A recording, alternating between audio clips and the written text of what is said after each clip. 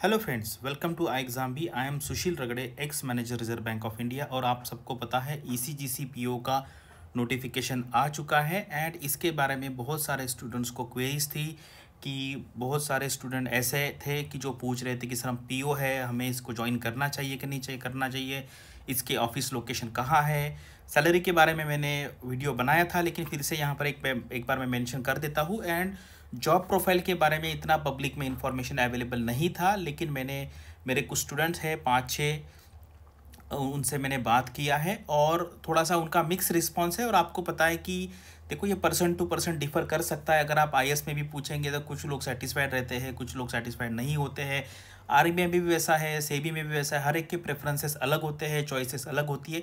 इसलिए जो लोगों के पास जॉब नहीं है उनके लिए तो सारे जॉब ही अच्छे हैं, लेकिन जिनके पास ऑप्शन है, जैसे मान लीजिए कोई एलआईसी में काम कर रहा है, सिमिलर टाइप का पोस्ट है, तो उनको जाना चाहिए नहीं जाना चाहिए, उनके लिए ये बात ठीक है कि कंपेयर करने का। अदरवाइज जिनके पास जॉब नहीं है, मैं कहता हूँ सारे जॉब अच्छे हैं। एक बार एक जॉब लेने के बाद then you can think about the different other options available and comparison. लेकिन अभी जिनके पास जॉब नहीं है उनके लिए बहुत ही अच्छा जॉब है। और जो एसबीआई पीओ है, आईबीपीएस पीओ है, उनके लिए क्या करना है मैं आगे बताऊँगा। तो ये नोटिफिकेशन है, अगर आप देखेंगे तो 75 वैकेंसीज़ है। लास्ट टाइम कम आई थी। एक्चुअली मैंने इसका जो एनुअल रिपोर्ट देखा है उसमें उन्होंने ऐसा लिखा है कि वो कंसोलिडेशन कर रहे हैं, यानी कि स्टाफ स्ट्रेंथ जो है वो कम कर रहे हैं। लेकिन instead of that decision they have increase the vacancies by around 30-40%। अगर आप पिछले साल के कंपैरिजन में देखेंगे तो ये वैकेंसी है, काफ़ी अच्छी वैकेंसी है। ऑर्गेनाइजेशन काफ़ी छोटा है, इसलिए प्रमोशन के चांसेस बढ़ेंगे। मैं आगे बताऊंगा आपको अभी स्टाफ स्ट्रेंथ इनका कितना है। तो ये उन्होंने नोटिफिकेशन में दिया हुआ उनका बेसिक है, और ये बेसिक एग्जैक्टली सेम है जो आपका LIC AAO है, असिस्टेंट एडमिनिस्ट्रेटिव ऑफिसर, तो उनका सेम है। एंड नोटिफिकेशन में ही दिया हुआ है कि CTC in Mumbai is 16 lakh per annum. बहुत ही ज़्यादा है ये। अगर आप कंपैरिजन में देखेंगे बैंक पीओ के कंपैरिजन में, अगर आप SBI का कंपैरिजन करेंगे तो नियर अबाउट इतना ही आएगा, आगे 1-2 लाख आगे पीछे होगा। लेकिन बाकी जो नॉर्मल पब्लिक सेक्टर बैंक्स के पीओ है उनसे ये काफ़ी मिनिमम मुझे लगता है 40 से 50% ज़्यादा हो सकता है। ये एग्ज़ाम का पैटर्न है शॉर्ट में, जिनको पता नहीं वो देख लीजिए यहाँ।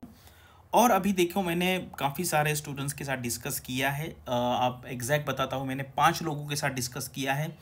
3 लोग यहाँ पर मुझे सेटिस्फाइड लगे, 2 लोग सेटिस्फाइड नहीं लगे। देखो, जो लोग सेटिस्फाइड नहीं थे वो पहले कोई अदर ऑर्गेनाइजेशन में काम करते थे, इसलिए उनको कंपैरिजन करने का मौका मिलता है। जैसे मान लीजिए कोई, अगर मैं आपको आरबीआई का भी एग्जांपल देता हूँ, मैंने ऐसे 10 लोगों से बात किया जो सेबी से मतलब आरबीआई गए हैं। तो सेबी से आरबीआई में जाने के बाद क्या होता है कि आप कंपैरिजन करते हैं, पहले सेबी वाला जॉब एंड देन आरबीआई वाला जॉब। देन उसमें से मान लीजिए 8 लोग सेटिस्फाई थे, 2 लोग सेटिस्फाई नहीं थे। जो सेटिस्फाई नहीं थे वो इसलिए नहीं थे क्योंकि उनको पता है सेबी में स्टेबिलिटी है, यानी कि एक जगह पे आप रह सकते हैं। आरबीआई में पूरा इंडिया घूमना पड़ता है, तो यह हर एक का प्रेफरेंसेस अलग है। तो यहाँ पर स्पेसिफिकली मुझे 3 लोग सेटिस्फाई मिले, 2 लोग सेटिस्फाई नहीं मिले। कुछ लोगों का कहना है कि हम CMD के पोजीशन तक पहुँच सकते हैं, कुछ लोगों ने कहा काफ़ी स्टैग्नेशन है।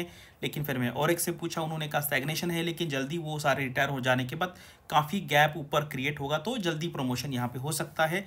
आपका जो पोस्टिंग है हेड ऑफिस में भी हो सकता है मुंबई में, या ब्रांचेस में भी हो सकता है। ब्रांचेस कहाँ कहाँ है मैं आपको बताऊँगा। वहाँ पे पॉलिसी डिपार्टमेंट है, अकाउंट्स है, यह है export credit insurance for banks, buyer undertaking and claims, ऐसे डिपार्टमेंट है। तो मान लीजिए आपका ऑफिस टाइप का काम होगा, लेकिन आपको इंश्योरेंस रिलेटेड काफ़ी अच्छा नॉलेज होना चाहिए, क्योंकि यहाँ पर आपको क्लेम देना पड़ता है। इसलिए माइन्यूट डिटेल जो है मतलब जो सर्कुलर्स होते हैं वो आपको देखना, स्टडी करना एंड रेगुलर अपडेट रहना बहुत ज़रूरी होता है। तो काफ़ी डिमांडिंग ये जॉब है।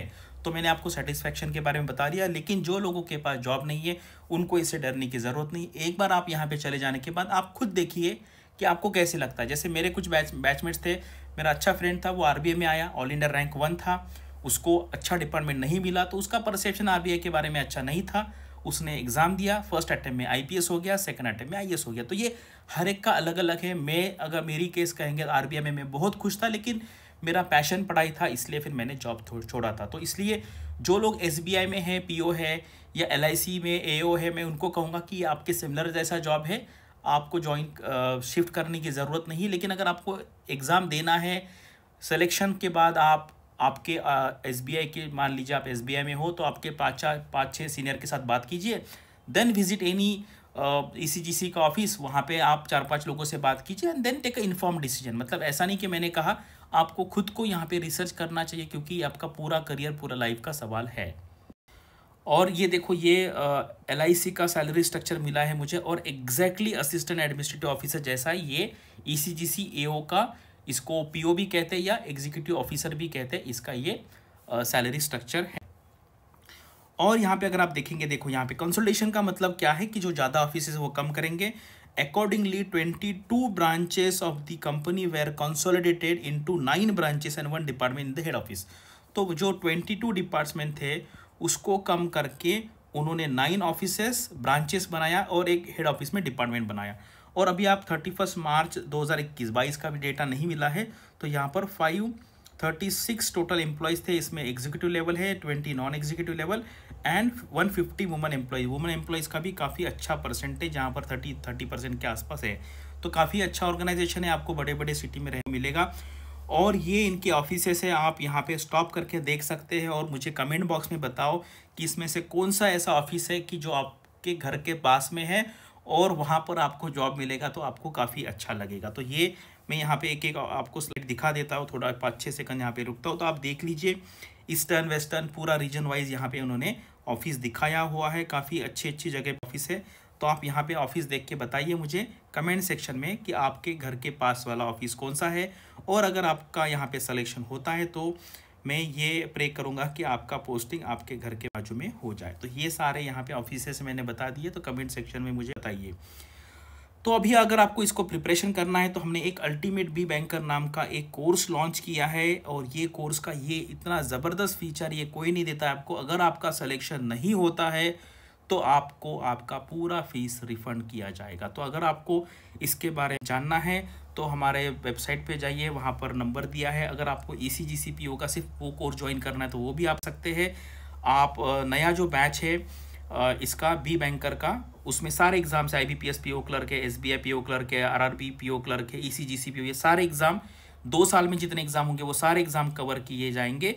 और अगर आपका सिलेक्शन नहीं हुआ तो हम फुल रिफंड करेंगे। आपको जानकारी चाहिए तो यहाँ पे आप फ़ोन कर सकते हैं। तो बस मुझे आपको इतना ही बताना था। काफ़ी अच्छा ऑर्गेनाइजेशन है और बी बैंकर जैसा कोर्स आपको नहीं मिलेगा, तो उसके बारे में जानकारी लीजिए। अगर आपको लगता है अच्छा है then you can take your own decision. So thank you for watching this video and all the best for your studies and upcoming examinations.